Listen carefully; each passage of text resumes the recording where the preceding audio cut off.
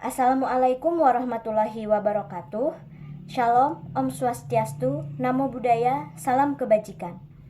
Yang terhormat Ibu Dr. Sulistiana MPD selaku dosen pengampu mata kuliah Psikologi Belajar.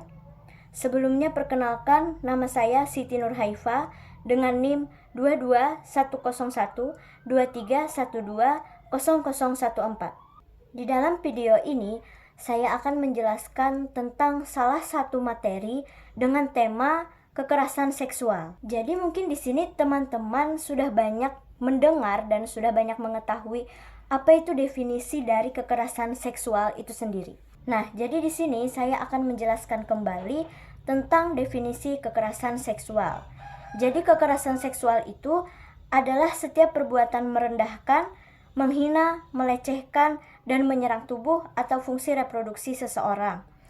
Dikarenakannya adanya ketimpangan relasi kuasa atau gender yang berakibat penderitaan psikis atau fisik dan yang termasuk mengganggu kesehatan reproduksi seseorang dan hilangnya kesempatan melaksanakan pendidikan dengan aman dan optimal.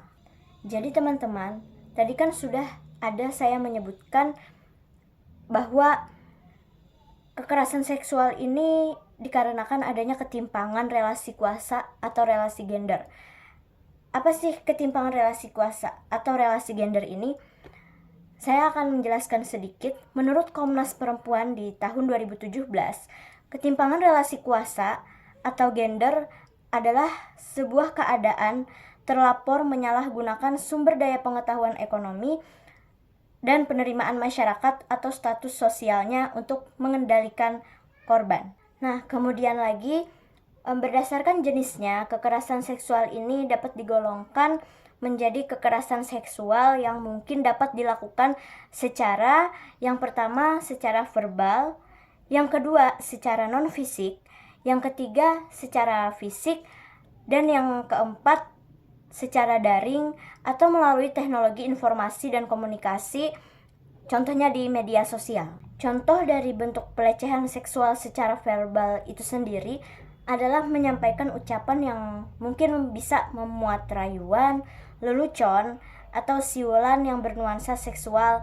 pada korban tersebut. Misalkan melakukan catcalling dan bersiul yang kurang pantas sehingga membuat korban tersebut merasa risih atau merasa tidak nyaman. Itu adalah contoh bentuk dari kekerasan seksual verbal. Kemudian contoh dari bentuk kekerasan seksual secara non-fisik, ini tuh terjadi tanpa adanya sentuhan, tetapi dengan perbuatan seksual dan dengan melihatkan keinginan seksual terhadap lawan jenis atau merendahkan harkat dan martabat seseorang berdasarkan seksualitasnya. Nah, yang selanjutnya ada contoh dari bentuk kekerasan seksual secara fisik. Mungkin teman-teman sudah sering mendengar atau melihat di berita-berita media sosial ataupun pernah melihat secara langsung tentang bentuk kekerasan seksual secara fisik ini. Jadi kekerasan seksual secara fisik ini bentuknya secara umum itu adalah menyentuh, mengusap, meraba, memegang, memeluk, mencium, atau menggosokkan bagian tubuhnya pada tubuh korban tanpa persetujuan dari korban tersebut, membuka pakaian korban tanpa persetujuan korban, serta memaksa korban untuk melakukan transaksi atau kegiatan seksualnya itu tersebut. Nah, yang terakhir ini ada contoh dari kekerasan seksual secara daring atau online atau yang dilakukan di media sosial. Ini contohnya seperti cyber stalking. Ini adalah perbuatan menguntit menggunakan internet, email, atau pesan online. Kemudian ada cyber harassment. Ini adalah perilaku pelecehan yang menciptakan lingkungan, mengintimidasi, bermusuhan, atau menyinggung.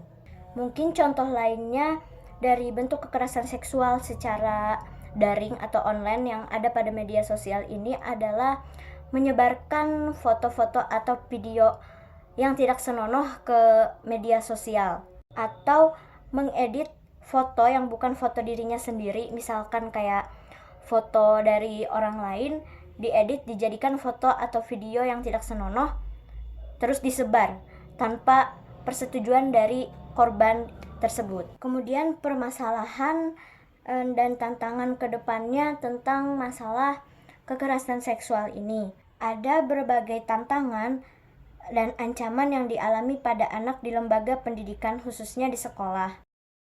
Di Indonesia tersebut masih banyak sekali tantangan dan ancaman bagi anak untuk dapat bertumbuh dan berkembang tanpa adanya hambatan. Seperti banyak kasus terjadi yang melibatkan korbannya itu adalah anak-anak maupun remaja, yang hal tersebut dapat berpengaruh pada kesehatan fisik maupun psikis.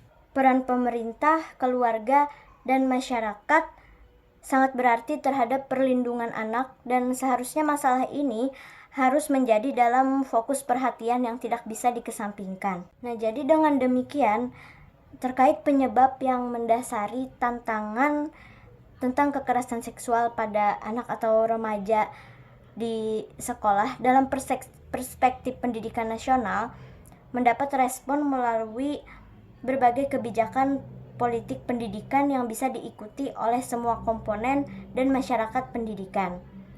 Kedudukan anak di Indonesia merupakan aset berharga yang harus dijaga agar dapat mewujudkan cita-cita bangsa ke depannya. Kemudian bentuk solusi layanan BK dalam belajar untuk mencegah terjadinya kekerasan seksual ini bisa dilakukan dengan cara bimbingan kelompok untuk sebagai solusi dalam mencegah kekerasan seksual ini.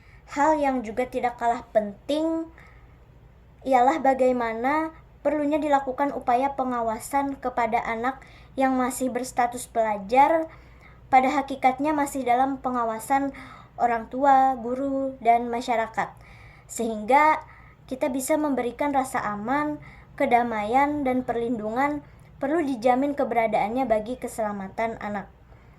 Hal tersebut telah diatur dengan jelas pada undang-undang bahwa anak wajib mendapatkan perlindungan dari ancaman kekerasan seksual. Jadi mungkin layanan dari bimbingan kelompok ini bisa menjadi sarana dalam memupuk pemahaman dan menangkis ancaman kekerasan seksual dalam lembaga pendidikan, sehingga ancaman dan ancaman yang bisa terjadi kapan saja dapat diantisipasi dengan baik.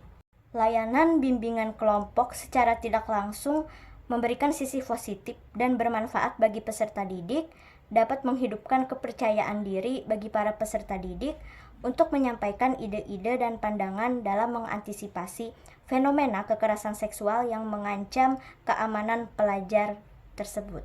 Di samping itu juga, dengan adanya layanan bimbingan konseling kelompok ini dapat mampu memberikan rasa aman dan perlindungan dari ancaman kekerasan seksual bagi peserta didik atau para remaja lainnya. Mungkin sekian penjelasan materi dari saya yang bertemakan tentang kekerasan seksual, dan mari kita cegah, mari kita minimalisir adanya kekerasan seksual di negara kita ini, di negara Indonesia, dan untuk orang tua agar tetap harus waspada dalam menjaga putra-putrinya.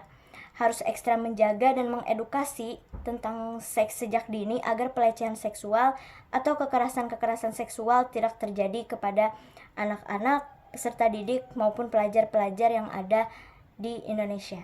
Mungkin itu saja penjelasan dari saya, penjelasan tentang kekerasan seksual dari saya. Mohon maaf apabila terdapat ada kesalahan kata, salah hilap mohon maaf. Wassalamualaikum warahmatullahi wabarakatuh.